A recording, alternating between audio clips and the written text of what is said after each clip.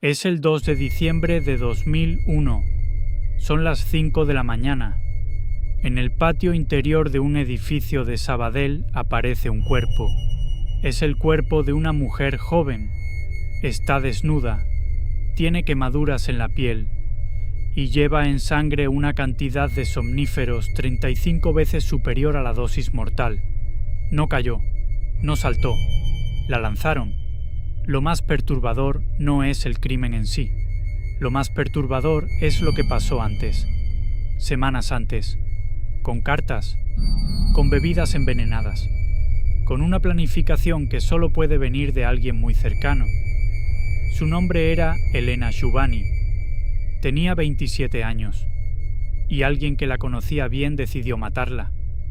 25 años después, por fin sabemos quién.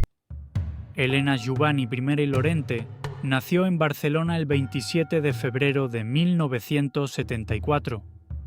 Creció en Sabadell. Era bibliotecaria. Trabajaba en la biblioteca de Sentmenat, un pueblo pequeño cerca de la ciudad. Pero Elena no era solo una bibliotecaria. Era periodista aficionada. Le apasionaba la fotografía. Le encantaba la montaña. Por eso formaba parte de la Unión Excursionista de Sabadell, un grupo de personas que compartían su amor por la naturaleza, un grupo de personas a las que conocía bien, demasiado bien, resultaría. Tenía 27 años, vivía sola en un piso de la calle Francesc Layret de Sabadell. Era independiente, activa, con toda la vida por delante. Pero 2 meses antes de morir empezó a recibir mensajes extraños, mensajes de alguien que la conocía, alguien que sabía que la horchata era su bebida favorita. El 17 de septiembre de 2001 encontró la primera carta. Estaba en la puerta de su casa. La acompañaba una botella de horchata. La nota era críptica. Decía que habría una segunda carta, y luego una tercera. Elena no bebió esa horchata. Algo le dijo que no debía. Tenía razón. Contenía benzodiazepinas. 3 semanas después, llegó la segunda carta, esta vez con pastas y un zumo de naranja. El tono era jovial, casi bromista. Decía: «A la tercera te destaparemos el misterio. Buen provecho». Elena bebió ese zumo en la biblioteca donde trabajaba y empezó a encontrarse muy mal. No pudo volver a casa por sus propios medios. Pasó la noche en el coche de un amigo. Al día siguiente no recordaba nada. El 5 de noviembre llevó el zumo a un laboratorio. El resultado fue inequívoco. La bebida contenía benzodiazepinas. Alguien estaba practicando con ella. Alguien estaba midiendo las dosis. La tercera carta nunca llegó. Lo que llegó fue algo mucho peor. El viernes 30 de noviembre de 2001, Elena sale de casa a mediodía. Había estado trabajando en el ordenador por la mañana. Tiene pendiente presentarse en la biblioteca de Sentmenat. Nunca llega. Según la investigación, esa mañana recibió una llamada telefónica. A mediodía coge el coche. Se dirige a la calle Calvet de Estrella 48, un edificio que conoce. Un edificio donde viven personas de su entorno. En ese edificio vive Montserrat Careta, maestra, miembro del mismo grupo de montaña y compañera sentimental de Santi la Iglesia, abogado criminalista, también miembro de la Unión Excursionista de Sabadell. Lo que ocurre dentro de ese piso a partir del mediodía del viernes no está completamente documentado. Pero los forenses sí tienen una respuesta. Elena es narcotizada. Le suministran una cantidad de Noctamid 35 veces superior a la dosis letal. Queda inconsciente. Y así permanece durante más de 24 horas. En algún momento de la madrugada del domingo 2 de diciembre, entre las 3 y las 5 de la mañana, sucede lo inevitable. El cuerpo inconsciente de Elena es subido hasta la azotea, una azotea en el 4º piso, sin ascensor, y desde allí la lanzan al vacío. Cae al patio interior, aún con vida. Al amanecer, alguien encuentra el cuerpo. una mujer joven, desnuda, con quemaduras en el cuerpo y una cantidad de sedantes en sangre que habría matado a cualquier persona adulta. La autopsia descarta el suicidio desde el primer momento. No hubo caída voluntaria. Fue un homicidio planificado, ejecutado con frialdad. Lo que nadie imagina entonces es que pasarían 25 años antes de que alguien fuera a la cárcel por esto. Las primeras horas de una investigación son las más importantes. En el caso de Elena Chubani, esas horas se desperdiciaron. El juez instructor designado para el caso fue descrito en testimonios posteriores como desinteresado. El caso lo instruyó un magistrado al que los propios documentos del sumario retratan como alguien que no quería resolver el crimen. Eso ya es un problema gravísimo. Los primeros interrogatorios señalan rápidamente a Montserrat Careta. El cuerpo apareció en el patio de su edificio. En su piso se encontró una caja de Noctamid vacía y otra entera. También cerillas del mismo tipo que las halladas en la azotea, y documentos caligráficos que parecían coincidir con los anónimos recibidos por Elena. Las pruebas apuntaban a ella, o al menos eso parecía. Montserrat Careta es detenida en 2002, entra en prisión preventiva, siempre mantiene su inocencia, nunca admite nada, y entonces ocurre algo que complica todo aún más. Montserrat Careta se suicida en la cárcel. Deja una nota. En esa nota dice que es inocente. Con ella muerta, el caso se cierra, se sobresee. No hay juicio, pero hay algo que no encaja, varios algo que no encajan. Primero, la complexión física de Careta. Era una mujer de constitución pequeña. El cuerpo de Elena tuvo que ser subido desde el tercer piso hasta la azotea del cuarto, sin ascensor, inconsciente.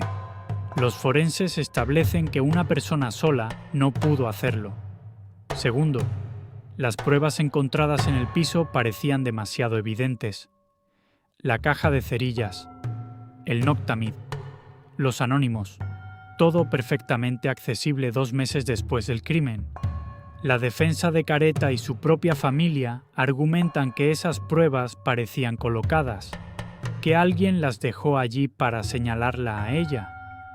Tercero, los estudios caligráficos posteriores descartaron que Careta hubiera escrito los anónimos. Los resultados que la incriminaban en un primer momento fueron contradichos por análisis hechos años después. Durante todos estos años, 2 familias piden lo mismo. La familia de Elena y la familia de Montserrat Careta. Las 2 piden que se reabra el caso. Las 2 creen que el asesino o asesinos continúan libres, pero hay una persona concreta que siempre estuvo en el foco, que siempre estuvo cerca de la investigación, que siempre declaró no haber visto a Elena los días previos a su muerte. Santiago La Iglesia, abogado criminalista, la pareja de Montserrat Careta, y la persona que, según su familia, también dormía habitualmente en ese piso, la persona que tenía llaves del edificio, la persona que conocía perfectamente cómo funcionan las investigaciones policiales. Durante 25 años nunca respondió por ello, pero el tiempo tiene una forma particular de vengar a los muertos. La ciencia forense avanzó de forma extraordinaria entre 2001 y 2021. Las técnicas de análisis de ADN que hoy existen no existían cuando Elena murió. En particular, el ADN de contacto. El ADN de contacto permite extraer perfiles genéticos de trazas microscópicas, células de piel, sudor, restos invisibles al ojo humano que quedan en la ropa de una víctima. En 2021, cuando el caso estaba a punto de prescribir, el juez imputa por primera vez a 2 personas. Xavi Jiménez, vinculado a los anónimos, y de nuevo Santiago La Iglesia. Se ordena analizar sus perfiles genéticos en el jersey que Elena llevaba el día del crimen. Los resultados llegan en 2022. El jersey contiene 4 perfiles genéticos distintos, 2 femeninos, 2 masculinos. Uno de esos perfiles masculinos coincide al 100% con el linaje de Santiago la Iglesia.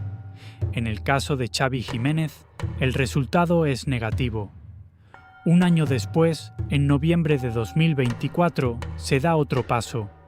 Las técnicas del FBI que la familia de Elena había pedido durante años son aplicadas al caso. Se encuentran restos biológicos compatibles con la Iglesia. El ADN sitúa a Santiago la Iglesia en contacto con el cuerpo de Elena Giovanni, el hombre que siempre dijo no haber estado cerca de ella aquellos días. El 28 de noviembre de 2025, Santiago la Iglesia comparece ante la jueza del Juzgado de Instrucción número 2 de Sabadell. Se acoge a su derecho a no declarar. No da ninguna explicación sobre el ADN. La jueza no necesita su explicación. Aprecia riesgo de fuga. Aprecia riesgo de influencia sobre los testigos. Muchos de ellos pertenecen al mismo círculo cerrado del grupo de montaña. Santiago la Iglesia ingresa esa misma tarde en la cárcel de Brians 1, sin fianza, en prisión provisional comunicada. El padre de Elena llora al recibir la noticia. 24 años después, su hija por fin tiene una respuesta, o casi. En cuanto a los anónimos, los informes caligráficos de marzo de 2026 los atribuyen a Xavi Jiménez, el otro investigado, que está en libertad provisional, con el pasaporte retirado desde 2022. La teoría que los investigadores manejan es la de la coautoría.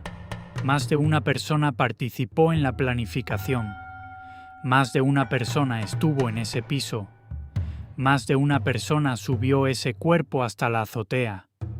El juicio puede llegar en cualquier momento, y cuando llegue, por primera vez en 25 años, habrá alguien sentado en el banquillo.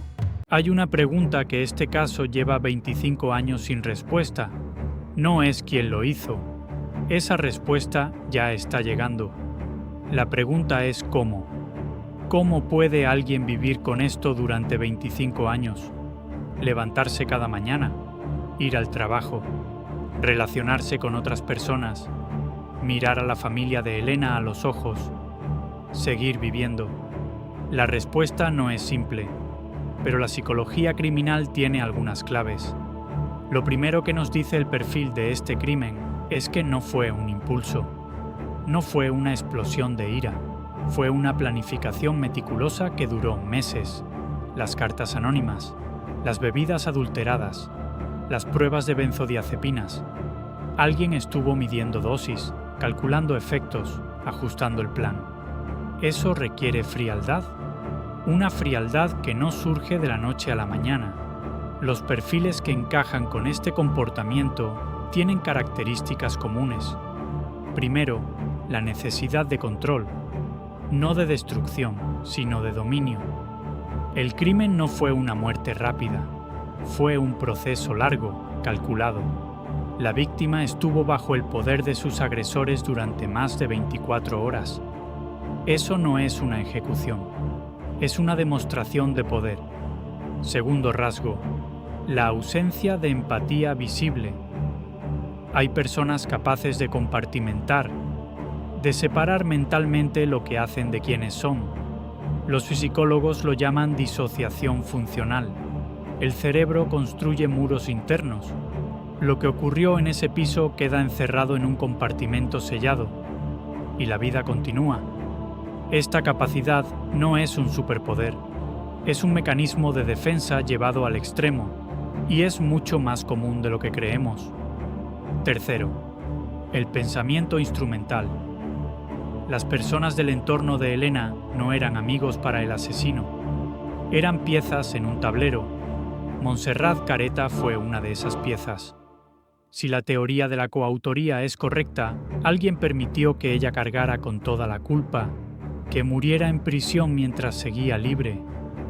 Hay algo en este caso que lo hace especialmente perturbador. Las cartas. El tono festivo de esas cartas. A la tercera te destaparemos el misterio. Buen provecho, no nos hagas uno feo. Quien escribió eso conocía a Elena. Sabía cuál era su bebida favorita. Sabía dónde vivía. Sabía dónde trabajaba. Y se lo dijo con humor, con la naturalidad de alguien que disfruta de la proximidad con su víctima, que se siente seguro porque sabe que Elena nunca lo va a sospechar. Eso no es odio, eso es algo más frío, eso es depredación. ¿Cómo se vive con un secreto así durante 25 años? Con rutina, con distancia emocional, con la convicción de que la investigación nunca llegará. Pero hay algo que los psicólogos saben sobre los secretos. Cuanto más tiempo se guardan, más peso tienen. No se vuelven más fáciles, se vuelven una parte de la identidad, una carga que se lleva sin poder compartirla con nadie. Y cuando el peso finalmente cae, como cayó el 28 de noviembre de 2025, el edificio construido durante 25 años se derrumba en cuestión de horas. La ciencia no olvidó. El ADN no prescribió. Y una familia no dejó de buscar. Elena Juvani tenía 27 años. Quería fotografiar el mundo. Quería escalar montañas. Quería vivir. Fue asesinada por personas de su entorno. Personas que conocían su risa. Personas que sabían que le gustaba la horchata. Personas que la llamaban amiga. Este caso nos enseña algo sobre la justicia. La justicia no siempre llega cuando debe. A veces llega 20 años tarde. A veces llega de la mano de una tecnología que no existía en el momento del crimen. A veces llega gracias a una familia que no acepta el olvido como respuesta. Y a veces llega gracias a algo que ningún asesino puede eliminar por completo. Una traza microscópica. Una célula de piel, un rastro invisible que el tiempo no borra. El juicio a Santiago la Iglesia puede comenzar pronto. Cuando llegue, Elena Juvani llevará 25 años esperando, su familia también. Que no los hagamos esperar más, recuerda su nombre. Elena Juvani, 27 años, bibliotecaria, Sabadell, 2 de diciembre de 2001. Si eres agente nuevo en Oscurex, suscríbete. Cada semana abrimos un caso nuevo. El siguiente expediente ya está en preparación.